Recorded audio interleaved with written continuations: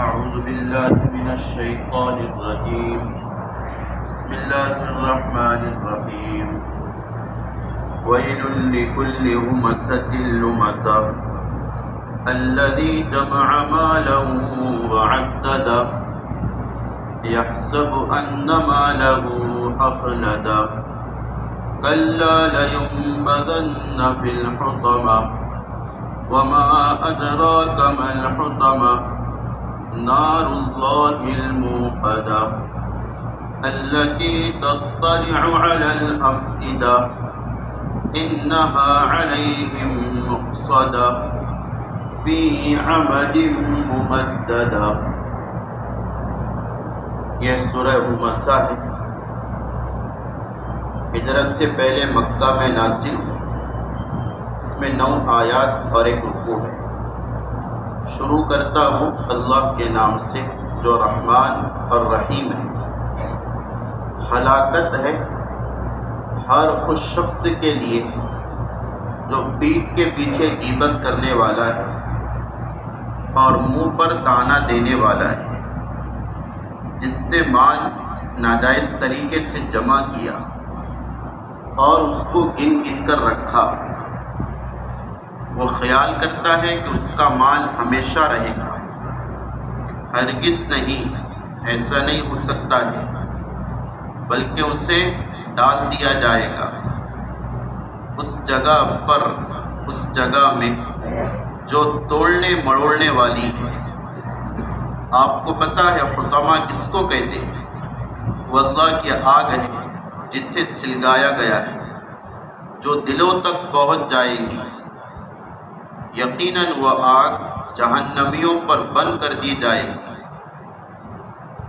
وہ لوگ اس کے بڑے بڑے ستونوں میں ہوں گے، یعنی آگ کے بڑے ستونوں میں جہنمی موجود ہوں گے.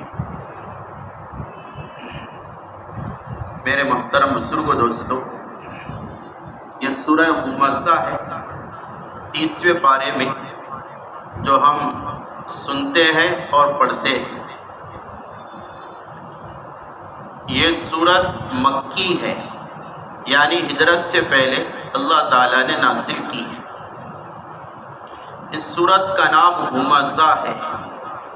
ہمزہ، ہا میم زا ہا، ہمزہ، جس کے معنی آتے پیٹھ کے پیچھے غیبت کرنے والا، عیب نکالنے والا، آبرو ریزی کرنے والا، بے عزتی کرنے والا. اس سورت کا نام ہمزہ اس وجہ سے رکھا گیا ہے چونکہ اس میں پیٹھ کے پیچھے غیبت کرنے والے کی ہلاکت کو بیان کیا گیا کہ اس کے لیے سزا اور اس کے لیے عقاب اور عذاب کیا ہے.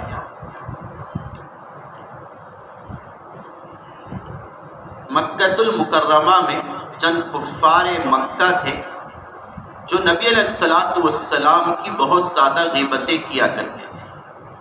مثلا امیہ بن خلف، ابی بن عمرو، عامر بن جمیل اور ایک روایت کے مطابق اخنس بن شریح. یہ جگہ جگہ نبی علیہ السلام کی غیبتیں کرتے اور آپ کے تعلق سے برا بھلا کہتے. جو دکھتا اس کو نبی علیہ السلام کی برائی کرتے. اور نبی علیہ السلام جب سامنے آتے تو منہ پر طعنہ دیتے، طعنہ زنی کرتے، چھیٹے مارتے، تنقید کرتے. جب ان کا یہ رویہ زیادہ ہو گیا تو اللہ تعالیٰ نے سورت کو اتارا اور ان کے جرم کی سزا کو اللہ نے بیان کیا ہے. حضرت مفتی شفیع صاحب فرماتے ہیں اس سورت میں 3 گناہ کو ذکر کیا گیا: ہمزہ، لمزہ اور جمع مال. ہمزہ غیبت کرنے والا، پیٹھ کے پیچھے. لمزہ منہ پر طعنہ دینے والا، چاہے کسی گناہ کا طعنہ ہو، چاہے کسی عیب کا طعنہ ہو، اور چاہے برادری کا طعنہ ہو. یا اور کوئی تانا ہو، یہ سارے اس میں آ جاتے ہیں۔ اور تیسرا گناہ مال کو جمع کرنا، یہ 3 گناہ اللہ تعالیٰ نے اس میں نقل کی، ان کی سزا کیا ہے اس کو بیان کیا ہے۔ سب سے پہلی بات وَيْلٌ لِكُلِّ ہُمَزَةٍ، ہلاکت ہے غیبت کرنے والے کے لیے۔ غیبت کی تعریف مشہور ہے، پیٹھ کے پیچھے ایسی بات کہنا اگر اس کے سامنے کہی جائے تو اس کو تکلیف اور اذیت ہو۔ غیبت کرنا گناہ کبیرہ ہے، حتیٰ کہ علامہ شامی کے حوالے سے فقہا نے لکھا ہے مسلمان تو دور کی بات، کافر کی غیبت کرنا بھی جائز نہیں، کافر کی غیبت کرنا بھی جائز نہیں۔ اور آگے لکھا ہے ہاں اگر کوئی کافر ایسا ہے جس کے کفر سے اسلام کو نقصان ہو رہا، مسلمانوں کو نقصان ہو رہا، پھر اس کافر کی غیبت کرنا ظلم کو دور کرنے کے لیے جائز ہے، سمجھے؟ ورنہ عام حالات میں کافر کی غیبت کو بھی اسلام نے منع کیا، اتنا سینسیٹیو گناہ ہے، نازک گناہ ہے۔ نبی علیہ السلام نے فرمایا غیبت مسلمان بھائی کی زنا سے بدتر گناہ ہے۔ قرآن کہہ رہا غیبت کرنا اپنے مسلمان بھائی کے گوشت کھانے کی طرح ہے۔ نبی علیہ السلام نے جہنم کو جب دیکھا معراج کے موقع پر، اس میں آپ نے چند لوگوں کو دیکھا جن کے ناخن لوہے کے تھے اور وہ ان ناخنوں سے اپنے چہرے اور سینوں کو نوچ رہے تھے۔ حضرت جبرائیل علیہ السلام سے آقا نے پوچھا من ہوں، یہ کون ہیں؟ حضرت جبرائیل علیہ السلام نے فرمایا آپ کی امت کے وہ لوگ ہیں جو پیٹھ کے پیچھے مسلمانوں کی غیبت کیا کرتے تھے۔ شدید گناہ ہے، اس لیے اس سے بچنا بھی لازم ہے۔ اور اگر غیبت کسی کی کر دی تو کفارہ کیا ہے، اس کی تلافی کی صورت کیا ہے، توبہ کا طریقہ کیا ہے؟ فقہا لکھتے ہیں غیبت کرنا حقوق العباد میں سے ہے، یعنی جس کی غیبت کی جا رہی آپ اس کے حق کو ضائع کر رہے ہیں، وہ گناہ اس وقت تک معاف نہیں ہوگا جب تک کہ اس سے معافی نہ مانگ لی جائے جس کی غیبت کی گئی۔ عجیب مسئلہ ہے یہ۔ ہاں فقہا نے یہ لکھا ہے جس کی غیبت کی گئی اس کے سامنے جا کر یہ بولنا نہیں کہ میں نے آپ کی غیبت کیا معاف کر دو، اس کو اشاروں میں بولنا چاہیے بھائی آپ کی مجھ سے حق تلفی ہو گئی یا آپ کا کوئی حق مجھ سے ضائع ہو گیا، مجھے معاف فرما۔ اس طرح گناہ کی وضاحت کرنا ضروری ہے، لیکن معافی مانگنے کو علماء نے ضروری لکھا ہے۔ اکثر علماء کی یہ رائے ہے، کچھ علماء کی کچھ اور بھی رائے ہے، لیکن زیادہ تر علماء نے اس کو لکھا ہے، اس لیے اس سے بچیں۔ یہ پہلا گناہ ہے، اس کو گناہ بھی نہیں سمجھا جا رہا، آج ایسی صورتحال ہے، اللہ اس سے ہماری حفاظت فرمائے۔ یہ پہلا گناہ۔ دوسرا گناہ لوماسا، تانا دینا۔ تانا اکثر پیٹھ کے پیچھے برائی کرنا یا منہ پر تانا دینا۔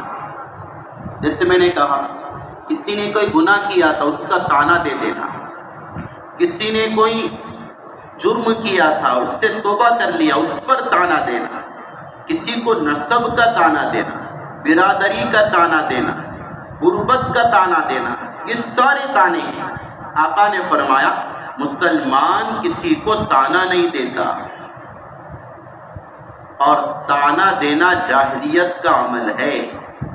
ایک مرتبہ حضرت ابو ذر غفاری رضی اللہ تعالی عنہ اور حضرت بلال رضی اللہ تعالی عنہ جا رہے تھے، نبی علیہ السلام ساتھ میں تھے۔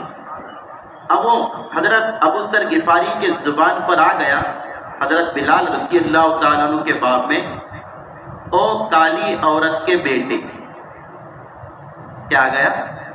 کالی عورت کے بیٹے. چونکہ حضرت بلال بھی کالے ہیں، حبشی ہے، تو والدہ بھی کالی ہی ہوں گی. انہوں نے والدہ کو کالا کہہ دیا. سمجھے؟ اب وہ مقصود یہ نہیں تھا کہ ان کو تکلیف دینا، عربوں میں ماں کی طرف نسبت کر دی جاتی تھی. نبی علیہ الصلوۃ والسلام کو جب معلوم ہوا کہ ابو ذر نے رضی اللہ تعالیٰ عنہ حضرت بلال کی ماں کو کالا کہا، حضرت نے فرمایا ابو ذر یہ ایسی بات ہے جو جاہلیت کا اثر تجھ سے ظاہر کر رہی ہے. یعنی جاہلیت کا طریقہ ہے، جاہلوں کا طریقہ ہے کسی کے جسمانی عیب کو ظاہر کر کے بولنا. سمجھے؟ کوئی بھی تانا، جس سے کوئی لنگڑا ہے تو سامنے لنگڑا بول دینا، اس سے ایک تکلیف ہوتی ہے. سمجھائی بات؟ اس لیے تانے سے بچے، گناہ کبیرہ ہے. نبی علیہ الصلوۃ والسلام کو کفار مکہ تانا دیتے، نعوذ باللہ ساحر کہتے، نعوذ باللہ آپ کو کاہن کہتے، ایسے آپ کو منہ پر تانے دیا کرتے تھے. تو اس گناہ کو قرآن نے بیان کیا. تیسرا گناہ الذی جمع مالا، تیسرا گناہ وہ یہ بھی کرتا ہے مال جمع کیا. مال کو جمع کرنا صرف گناہ نہیں، بلکہ یہاں پر جس مال کے بارے میں وعید قرآن میں وارد ہوئی اس میں 3 مطلب مفسرین نے نقل کی. پہلا وہ شخص جو مال ناجائز طریقے سے جمع کرتا ہے، اس کے لیے ہلاکت ہے. آگے آ رہا کیا ہلاکت ہے. دوسرا مال جمع کرتا ہے اور اس میں سے حقوق ادا نہیں کرتا، زکوٰۃ، صدقات اور اہل و عیال کے حقوق ادا نہیں کرتا. اور تیسرا وہ شخص مراد ہے مالدار، جس کے پاس مال آیا وہ مال کی وجہ سے دین سے، نماز سے غافل ہو گیا، تو اس کے لیے ہلاکت ہے، شدید ہلاکت ہے. قرآن کیا کہہ رہا؟ جمع مالا وعددا. ارے بھائی اس سے مال جمع کیا، محبت اتنی دل میں مال کی آ گئی، بار بار گنتا ہے، بار بار اکاؤنٹ چیک کرتا ہے کتنا ہے بیلنس. وعددا، حضرت تھانوی فرماتے بار بار گنتا ہے. گننا کیوں؟ محبت کی وجہ سے. نبی علیہ الصلوۃ والسلام نے حدیث میں فرمایا آدمی بوڑھا ہو جاتا لیکن 2 خواہشات اس میں جوان رہتی ہے. نمبر 1 جینے کی خواہش. آپ 100 سال والے سے پوچھو مرنے کا ارادہ ہے، کہا کہ نہیں 100 سال اور ہو جائے، 1 سنچری اور مار لوں میں. مرنے کا ارادہ نہیں ہوتا، تو جینے کی خواہش جوان رہتی. اور دوسرا مال کی خواہش جوان رہتی. بوڑھا بھی مال کو نہیں چھوڑتا. آقا نے فرمایا انسان کے دل کے خواہش کو، مال کی خواہش کو قبر کی مٹی بھر سکتی ہے.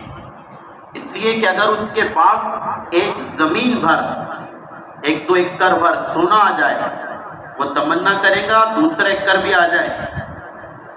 سمجھے؟ ہمارے نبی نے فرمایا ہر گناہ کی جڑ دنیا یعنی مال کی محبت ہے. ہاں، اس لیے قرآن میں جس مال کو فتنہ کہا گیا وہ مال ہے جو اللہ سے غافل کر دے. ورنہ مالدار ہونا برا نہیں ہے. صحابہ بھی بہت مالدار تھے. عبد الرحمن بن عوف، عثمان غنی رضی اللہ تعالیٰ عنہ، کہ بڑے بڑے امام ابو حنیفہ رحمۃ اللہ علیہ، امام مالک بہت مالدار تھے. امام مالک کے باب میں آتا ایسے ریسیلر تھے، ایکسپورٹ اور امپورٹ کے ایسے ان کے کاروبار تھے. اللہ نے اتنی تجارت میں فراہمی عطا کی تھی، سال کے 365 جوڑے پہنا کرتے تھے، روزانہ نیا کپڑا. سمجھے؟ روزانہ نیا. اور جو کپڑا اتارتے اس کو غریب کو صدقہ دیتے تھے. سمجھے؟ تو مال کا ہونا برا نہیں، لیکن مال 3 صفت کے ساتھ برا ہے. پہلا غلط طریقے سے جمع کیا، دوسرا مال آنے کی وجہ سے زکوٰۃ ادا نہیں کیا، اور تیسرا مال آ گیا تو نماز چھوڑ دیا. کاروبار بڑھ گیا، نماز چھوڑ دیا. کاروبار بڑھ گیا، تلاوت چھوڑ دیا. حقوق بھی ادا نہیں کر رہا، کام محنت بھی نہیں کر رہا مال کی وجہ سے. یہ سب ہلاکت کی چیزیں ہیں۔ سزا کیا ہے؟ قرآن ایک بات اور کہہ رہا ہے، یحسب ان مالہ اخلدا، یہ جو جمع کرتا گن گن کر رکھتا اس کا خیال ہے کہ ہمیشہ رہے گا، میرے پاس ہمیشہ رہے گا نا، وہ اس کا یہ خیال ہے۔ حالانکہ فقہا کہتے ہیں مال کس کو کہتے ہیں؟ مال بیلنس کی تعریف کیا ہے؟ آپ سے کوئی پوچھے بیلنس کی تعریف کرو، نوٹ نہیں ہے، نوٹ یہ بیلنس نہیں ہے۔ فقہا نے مال کی تعریف کی، المال غاد و راہن، مال اس کو کہتے جو صبح آئے شام میں چلا جائے، سمجھے؟ وہ انٹر بھی ہوتا ہے ایگزٹ بھی ہو جاتا، اس کا کوئی بھروسہ نہیں کب آ جائے کب چلے جائے۔ تو جس چیز کا بھروسہ نہیں اس کے بارے میں یہ خیال کر رہا ہمیشہ رہے گا اور یہ مجھے ہمیشہ رکھے گا، ہمیشہ رہے گا، مجھے محفوظ رکھے گا۔ حالانکہ ایسا نہیں ہے، تیرا مال تجھے بچا نہیں سکتا ہے، موت سے نہیں بچا سکتا، تیرا مال جہنم سے نہیں بچا سکتا، تیرا مال عذاب آخرت سے نہیں بچا سکتا۔ قرآن آگے کہہ رہا کلا، ہٹ، کچھ بھی سوچ رہا تو ہرگز ایسا نہیں ہے، تو مال کو ہمیشہ باقی رکھنے والا سوچ رہا۔ لَيُنبَذَنَّ فِي الْحُطَمَةِ، اس کو مال جمع کرنے والے کو ڈال دیا جائے گا جہنم میں، تیرا مال تجھے وہاں نہیں بچائے گا، نہیں بچائے گا۔ جس پر تو فخر کیا کرتا تھا، جس پر تو اکڑا کرتا تھا، جس پر تو لوگوں پر ظلم کیا کرتا تھا، اب دیکھ تیرے ساتھ سلوک یہ ہے، لَيُنبَذَنَّ فِي الْحُطَمَةِ، تجھے حطمہ میں جہنم میں ڈال دیا جائے گا۔ قرآن آگے اور سخت رویہ اختیار کر رہا، وَمَا أَدْرَاكَ مَا الْحُطَمَةُ، اے لوگوں معلوم ہے حطمہ کس کو کہتے؟ تم اس کی تعریف معلوم ہے تو تعریف معلوم نہیں تو سنو، نار اللہ الموقدہ، حطمہ کا مطلب ہے اللہ کی آگ جس کو جلایا گیا ہے، یعنی جہنم جو اپنے اندر ڈالے ہوئے لوگوں کو توڑ دے گی۔ حطمہ کہتے توڑنے والی۔ وہ بھنگار میں آج کل ایک مشین آئی، بھنگار کو اس میں ڈالتے وہ چورا ہو جاتا، گیس سلنڈر ہو یا پھر وہ سیکنڈ پرانا بھنگار ہو، ڈالو تو چورا ہو کر باہر نکلتا ہو نا، تو یہ اس میں ڈالیں گے توڑ دے گی، اس کو کہتے ہیں حطمہ، ٹوٹا ہوا۔ وہ جو کعبۃ اللہ کے پاس ہاف وال ہے نا، کیا بولتے ہیں اس کو؟ بولیے کیا بولتے ہیں؟ حتیم، کیا بولتے ہیں؟ حتیم۔ وہ حتیم اسی سے بنا، حتیم کیا بنا؟ ٹوٹا ہوا، وہ چونکہ آدھی ٹوٹی ہوئی دیوار ہے، مکمل نہیں ہے، اس وجہ سے اس کو کیا کہتے ہیں؟ حتیم کہتے ہیں۔ اور یہاں پر حطمہ توڑنے والی، آدھا آدھا کر دیں گی یہ آگ، اس میں ڈالیں گے تو۔ اور حضرت تھانی بھی فرماتے نار اللہ، اللہ نے آگ کی نسبت اپنی طرف کی ہے، اللہ کی آگ، سمجھے؟ اس کی شدت کو بتانے کے لیے، دنیا کی آگ مراد نہیں، جنگلوں کی آگ نہیں، تمہارے سلنڈروں کی آگ نہیں، اور تمہارے پیٹرول کی، اور تمہارے کروسین کی، اور تمہارے اور کسی لکوڈ کی آگ نہیں، نار اللہ، اللہ کی آگ ہے، الموقدہ، جلایا گیا، جسے 1000 سال جلایا گیا، وہ سفید ہو گئی، پھر جلایا گیا لال ہو گئی، پھر جلایا گیا کالی ہو گئی، اس میں کوئی کسی کو نظر نہیں آتا۔ الموقدہ التی تطلع علی الافئدہ، جو انسان کو پکڑیں گی تو دل تک پہنچ جائیں گی، دل کو جلا دیں گی۔ انسان کے باڈی میں سب سے سینسیٹیو پارٹس اس کا ہارٹ ہوتا ہے، دل ہوتا ہے، وہاں تک پہنچ جائیں گی۔ مطلب یہ دیکھو، دنیا میں اگر کوئی انسان جلتا ہے تو اس کا دل اس وقت جلتا ہے جب کہ وہ مر جائے، یعنی کسی کو آگ میں ڈال دیے تو آگ پہلے بدن پر آنے لگیں گی، اس کا جسم ہے، پھر ہڈیاں ہیں، اور پھر دل پر جائیں گی، تو دل تک پہنچنے تک اس کی کیا ہو جائے گی؟ ڈیتھ ہو جائیں گی نا، مر جائیں گے۔ دل کے پاس آگ مرنے کے بعد پہنچیں گی دنیا میں، لیکن آخرت میں آگ ابتداءً زندہ ہونے کی حالت میں دلوں کو جلائیں گے۔ یہ قرآن سختی بیان کر رہا ہے دلوں کے جلانے کی۔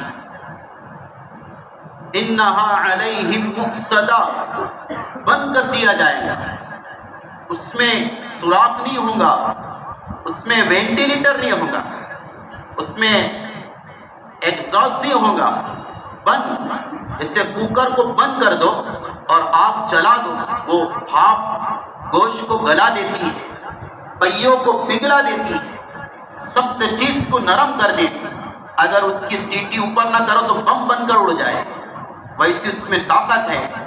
یہ تو دنیا کی آگ ہے، جہنم کی آگ کو جلا کر بند کر دیا جائے گا، ایسی بھاپ ہوگی، اللہ اکبر، کیا حال ہوگا، گوشت جل جاتا، پہیے گل جاتے، سخت سے سخت ترین چیز پگھل جاتی دنیا کی آگ سے۔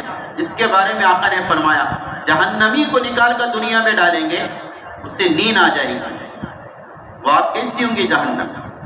نبی علیہ السلام نے فرمایا اللہ نے جب سے جہنم کو پیدا کیا اس وقت سے لے کر اب تک حضرت میکائیل علیہ السلام ہنسے نہیں، جبرائیل علیہ السلام ہنسی نہیں۔ آقا نے پوچھا وجہ کیا ہے ان دو ملائکہ سے، فرشتوں سے؟ کہا کہ جہنم کو جب سے اللہ نے بنایا تب سے ہم نے ہنسنا ہی چھوڑ دیا، ایسی وہ آگ ہے۔ اللہ نے جب جہنم کو بھڑکایا، جبرائیل علیہ السلام اللہ کے نبی کے پاس آئے اور گھبرائے ہوئے آئے، کہا کہ جبرائیل کیا ہوا، کیوں گھبرائے؟ کہا کہ جہنم دیکھ کر آیا، برداشت نہیں کر سکا، اس وجہ سے آپ کے پاس آ گیا۔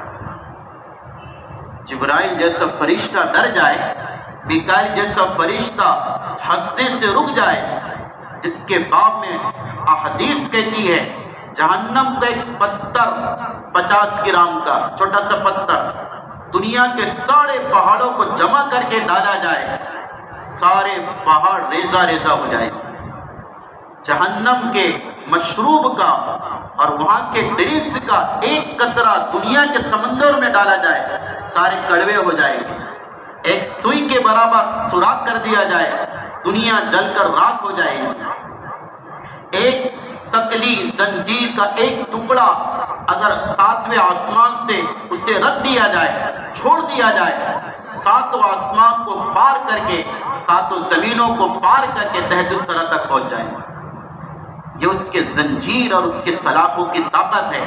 قرآن کہہ رہا انہا علیہم مؤصدہ، ایسی زبردست سخت آگ اور جہنم میں انہیں بند کر دیا جائے گا، فی عمد ممددہ، اس آگ کے لپٹے اور اس کی چنگاریاں اس طرح ہوں گی جیسے ستون ہوتے ہیں، لمبے لمبے ستون، یعنی وہ لمبا اڑے گی۔ یہ علامت آگ کی کثرت پر، جو آگ جتنی زیادہ ہوتی ہے اس کی لپیٹیں اوپر جاتی ہیں۔ قرآن کہہ رہا اس کی لپیٹیں ایسی ہوں گی فی عمد ممددہ، لمبے لمبے ستونوں کی طرح، بڑے بڑے کالم 100 200 فیٹ کے، اتنی لمبی، یہ مثال دے رہا ہوں، اس سے بھی زیادہ ایسی اس کی لپیٹیں ہوں گی۔ اس لیے تو نبی علیہ السلام اس جہنم سے ہر نماز کے بعد پناہ مانگا کرتے تھے۔ اس وجہ سے بزرگوں دوستو ان 3 گناہ کو ذکر کر کے یہ احوال جہنم کا بتائے۔ پہلا گناہ پیٹھ کے پیچھے غیبت کرنا، دوسرا گناہ کسی کو طعنہ دینا، تیسرا گناہ مال کو ناجائز طریقے سے جمع کرنا۔ ان تینوں کا جو انجام قرآن نے ذکر کیا وہ ہمارے سامنے، اس وجہ سے ہم اس سے اپنے آپ کو بچائیں، اس سے اپنے آپ کو دور رکھیں اور جہنم کی آگ سے بچنے کے لیے اللہ سے معافی مانگیں۔ حدیث میں آتا ہے ایک قطرہ آنسو کا آگ کو بجھا سکتا ہے، وہ جتنی شدید ہے اس کا توڑ اور اس کے نجات کا سبب اللہ نے ہمیں دیا، وہ آنکھوں کے آنسو ہے۔ اس لیے جہنم کی آگ کے باب میں حضرت امام غزالی فرماتے ہم نے ایسے بزرگوں کو دیکھا جب سے جہنم کا انہوں نے مطالعہ کیا تب سے ان کی آنکھیں برابر بہہ رہی ہیں اور آنسوؤں سے وہ تر ہے، قطرات سے وہ نم ہیں، ان کے چہروں پر وہ رونے کی وجہ سے نشانات پڑ گئے۔ حضرت عمر رضی اللہ تعالیٰ ایسا روتے تھے اللہ کے عذاب جہنم سے، یہاں پر نشانیاں پڑ گئی تھی آنسو کے کنٹینیو جاری ہونے کی وجہ سے۔ حضرت عمر جیسے اس وجہ سے بزرگ دوستو ہر نماز کے بعد اس کی پناہ مانگے، جیسے علماء کہتے ہیں مغرب کے بعد اور فجر کے بعد 7 بار اللہم اجرنی من النار، کیا پڑھے؟ اللہم اجرنی من النار۔ فوراً فرض کے بعد نہیں، سنت نفل سے فارغ ہو کر اللہم اجرنی من النار اس کا اہتمام کرے، اور دیگر جو نجات والے اعمال ہیں اس کا بھی اہتمام کرے، ظاہر باطن میں گناہوں سے اپنے آپ کو بچائے۔ اللہ تعالی ہمیں عمل کی توفیق عطا فرمائے۔ ایک بار اس کا ترجمہ سن لو انشاءاللہ۔ ہلاکت ہے ہر اس شخص کے لیے جو غیبت کرنے والا ہے، طعنہ دینے والا ہے، جس سے مال کو جمع کیا اور گن گن کر رکھا ہے، جو یہ سوچتا ہے کہ اس کا مال ہمیشہ رہے گا، حالانکہ ہرگز ایسا نہیں، بلکہ اسے حطمہ میں ڈال دیا جائے گا، یعنی جہنم میں۔ آپ کو پتہ ہے جہنم کیا ہے، حطمہ کیا ہے؟ وہ اللہ کی آگ ہے جس سے جلایا گیا، جو دلوں تک پہنچ جائے گی، جس کو جہنمیوں پر بند کر دیا جائے گا، اور وہ آگ کے لمبے لمبے ستون ہوں گے، یعنی لمبی لمبی لپٹیں ہوں۔ اللہ حفاظت فرمائے۔ سبحان اللہ۔